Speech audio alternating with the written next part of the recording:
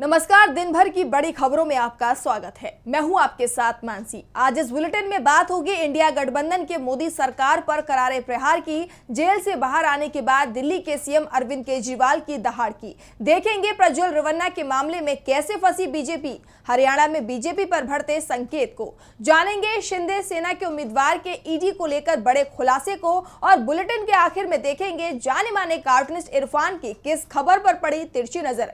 लेकिन तमाम बड़ी खबरों से पहले एक नजर आज की सुर्खियों पर।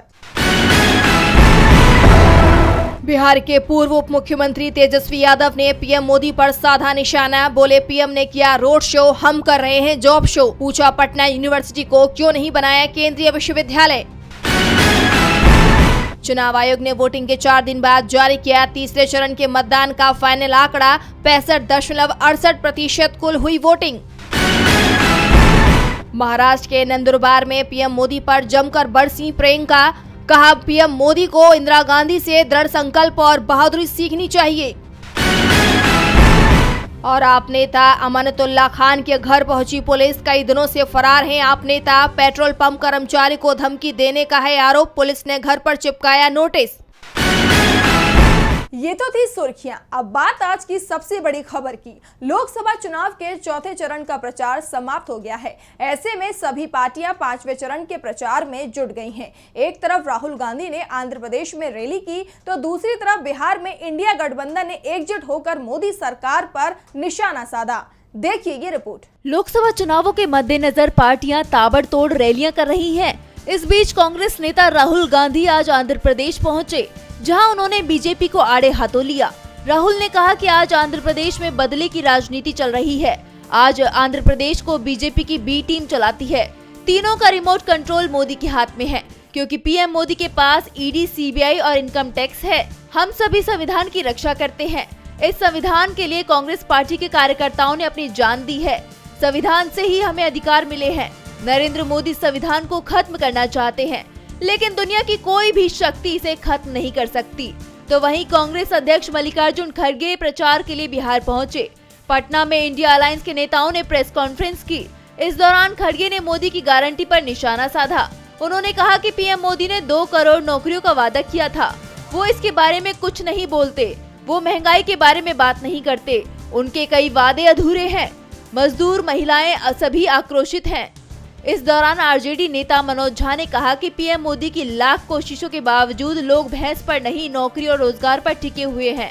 गांव-गांव तक ये बात भी पहुंच गई है कि बीजेपी संविधान बदलना चाहती है। प्रधानमंत्री लगातार झूठ बोल रहे हैं। प्रधानमंत्री पद की गरिमा का भी ख्याल नहीं कर रहे हैं।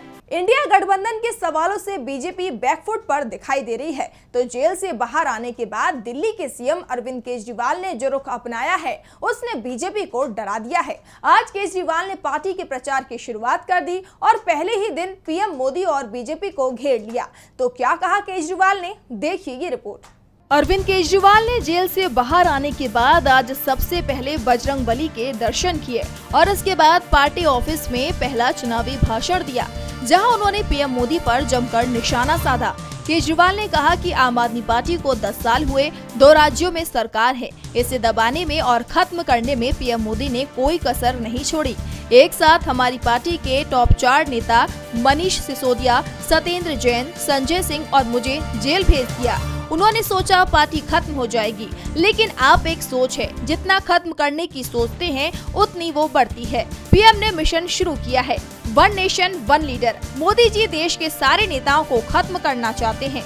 जितने विपक्ष के नेता हैं उन्हें जेल भेजेंगे, जितने बीजेपी के नेता हैं उन्हें निपटा देंगे। अगर ये चुनाव जीत गए तो लिखवा लो कि थोड़े दिन बाद ममता, तेजस्वी, स्टालिन, विजयन, उद्धव और सभी विपक्षी नेता जेल के भीतर होंगे। इसी के साथ केजरीवाल ने सवाल किया कि प्रधानमंत्री नरेंद्र मोदी अगले साल 17 सितंबर को 75 साल के हो जाएंगे। क्या बीजेपी उन्हें लाल कृष्ण आडवाणी की तरह रिटायर्ड करेगी? अगर बीजेपी ये चुनाव जीतती है तो मोदी अमित शाह को प्रधानमंत्री बनाएंगे और 2 महीने में उत्तर प्रदेश के सीएम योगी को पद से हटाया जाएगा। आज एक तानाशाह देश से जनतंत्र खत्म करना चाहता है। मैं पूरे तन मन धन से उस तानाशाह के खिलाफ लड़ रहा हूँ। 140 करोड़ लोगों का साथ चाहता हूँ। आज मैं आपसे भीख मांगने आया हूँ, मेरे देश को बचा लो, इस तानाशाही से मेरे देश को बचा लो।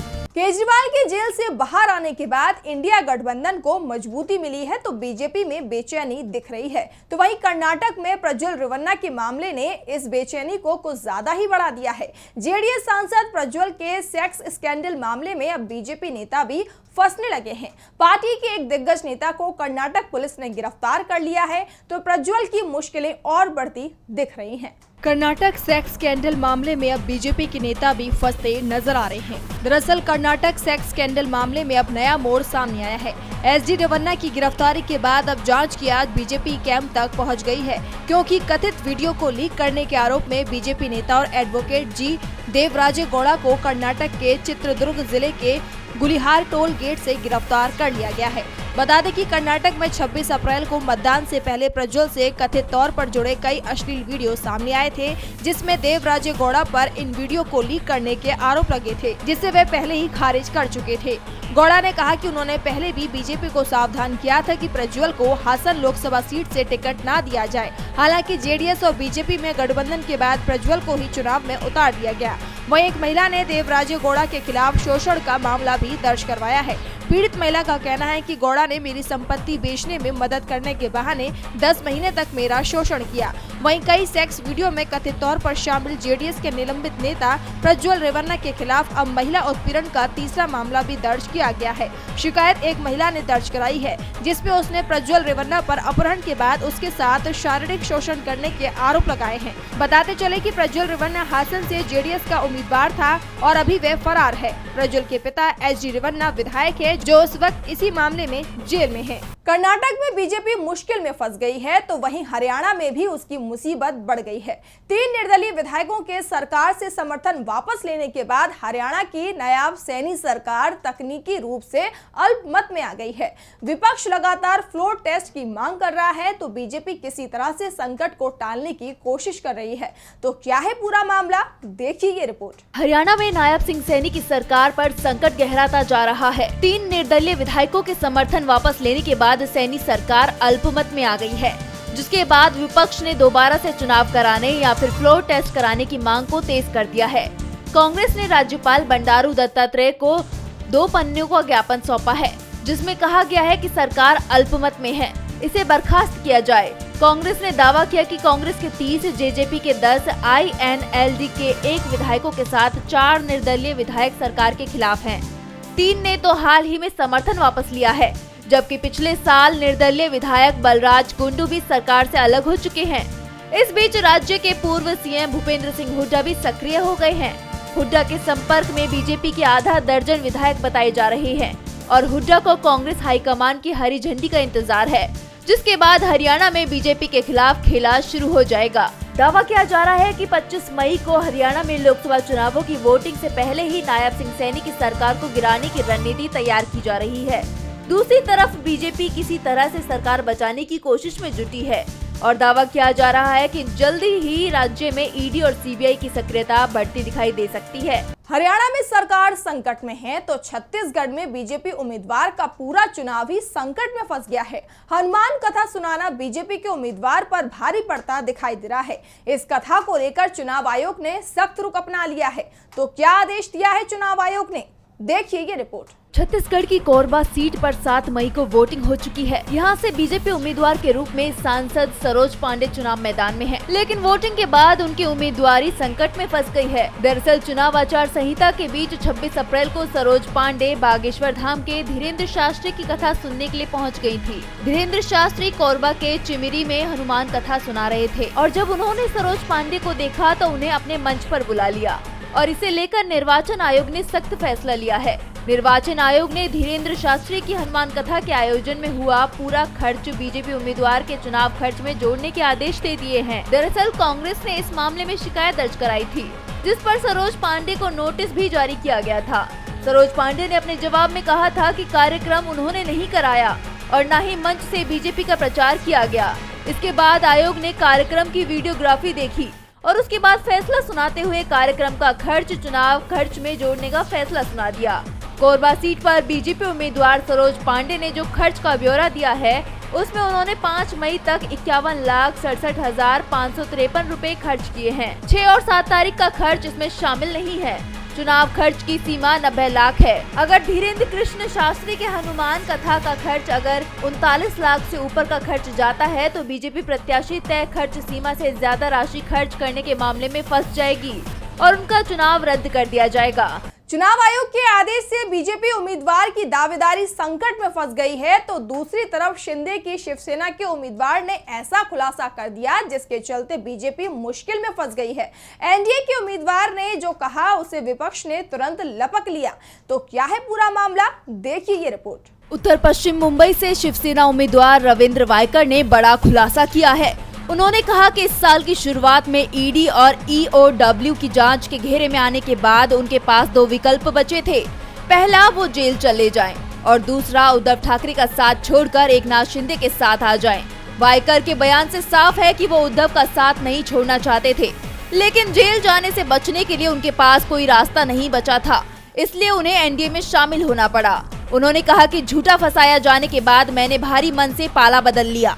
जब मेरी पत्नी का नाम इसमें शामिल किया गया तो मेरे पास कोई दूसरा रास्ता नहीं बचा था। 50 साल तक बाला साहेब की शिवसेना में रहने के बाद मुझे उद्धव ठाकरे का साथ छोड़ना पड़ा। उस वक्त ऐसा लगा जैसे मैं परिवार के किसी सदस्य के लिए पराया होता जा रहा हूँ। वायकर ने शिंदे से संपर्क किया, जिन्होंने दावा किया कि शिंदे ने उनकी चिंताओं को ध्यान से सुना और एजेंसियों की कार्रवाई पर सवाल उठाए। बता दें कि वायकर केंद्रीय जांच एजेंसियों की जांच के दायरे में थे और ईडी ने अक्टूबर 2023 में एक लग्जरी होटल के निर्माण के संबंध में उनके खिलाफ मनी लॉन्ड्रिंग का मामला दर्ज किया था, जिसके बाद ईडी का उन पर शिकंजा कस गया था। उनके ऊपर बीएमसी के साथ अपने समझौते का उल्लंघन करने का आरोप लगा। उसके बाद उद्धव ठाकरे के करीबी सहयोगी वायकर ने मार्च में सीएम शिंदे से मुलाकात की और वो शिंदे की शिवसेना में शामिल हो गए और शिंदे ने उन्हें उत्तर पश्चिम मुंबई सीट से उम्मीदवार बना दिया। ईडी से बचना था इसीलिए एनडीए में आ गए, लेकिन उद्धव का साथ कभी नहीं छोड़ते।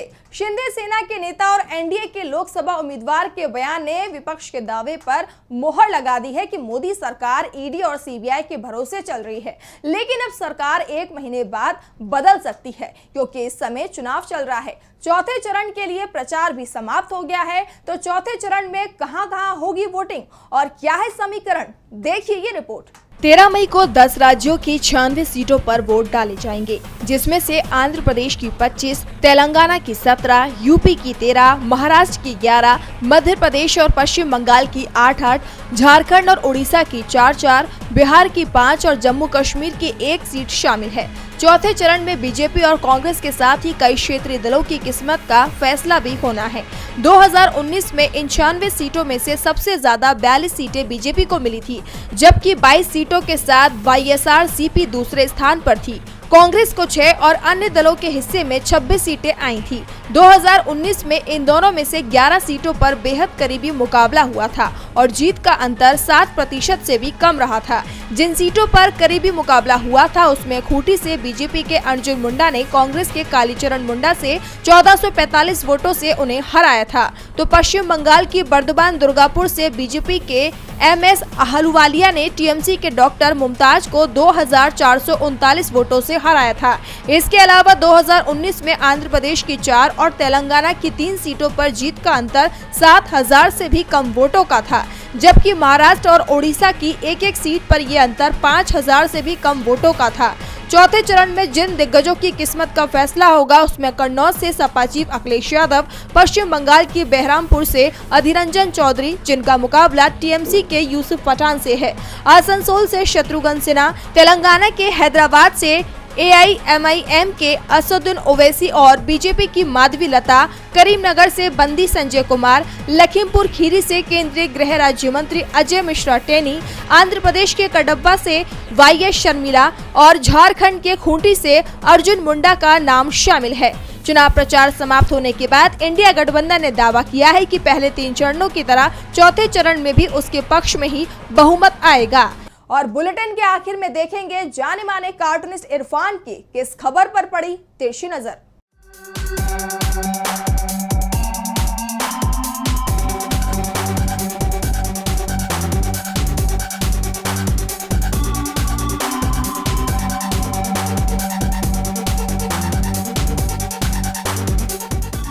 आज केंद्रीय गृह मंत्री अमित शाह ने केजरीवाल पर पलटवार किया और उन्होंने कहा कि प्रधानमंत्री तो नरेंद्र मोदी ही बनेंगे, चाहे वो 75 साल के ही भले क्यों हो जाएं, क्योंकि बीजेपी के संविधान में 75 साल होने पर मोदी प्रधानमंत्री नहीं बनेंगे ऐसा नहीं लिखा है। अरे भाई, बीजेपी का संविधान लिखता कौन है? नरेंद्र मोदी ही तो लिखते हैं।